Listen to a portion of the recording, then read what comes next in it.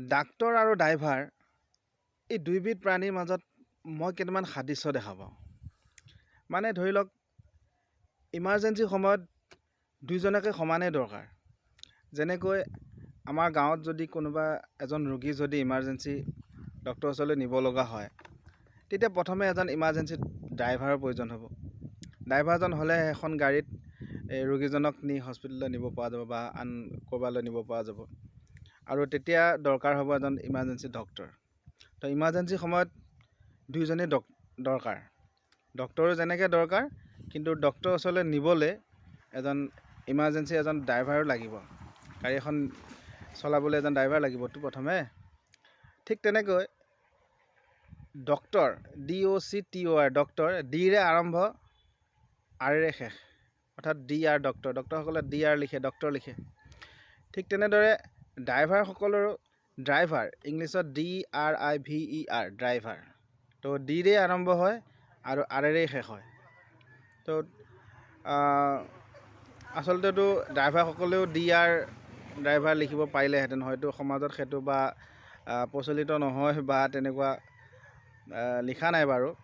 কিন্তু মই এইটো ক'ব বিচৰা নাই যে ডাক্তৰ আৰু ড্ৰাইভাৰ একে বুলি ক'ব বিচৰা নাই, কিন্তু কোনোবাই মোক ধৰি লৈ পিটিব সেইটো ক'ব গ'লে। একে নহয়, কিন্তু সমানেই কিন্তু গুৰুত্ব আছে। ড্ৰাইভাৰসকলৰো যেনেকৈ এটা ইমাৰ্জেঞ্চি সময়ত বা বিপদৰ সময়ত তেওঁলোকৰ এটা গুৰুত্ব আছে, ডক্তৰো তেনেকৈ দৰকাৰ আছে। ডক্তৰো লাগিব আমাৰ সমাজত, ড্ৰাইভাৰো লাগিব। কিন্তু ড্ৰাইভাৰসকলক সমাজত দেখা যায় বা বাটে পদূলিয়ে তেওঁলোকক যিটো সন্মান তেওঁলোকে পাব লাগে তেওঁলোকে নাপায়। ড্ৰাইভাৰ বুলি মানুহে তুচ্ছ তাচ্ছিল্য কৰে বা তেনেদৰে ভাল ব্যৱহাৰ নকৰে, বহুত ঠাইত দেখা পোৱা যায়। কিন্তু তেওঁলোকো আমাৰ বিপদৰ বন্ধু। ড্ৰাইভাৰসকলকো আমি ভাল ব্যৱহাৰ কৰিব লাগে। আমি ডক্তৰক যেনেকৈ এটা সন্মান দি কথা কওঁ, এজন ড্ৰাইভাৰো তেনেকুৱা সন্মানৰ গৰাকী হয় কিন্তু মোৰ বোধেৰে।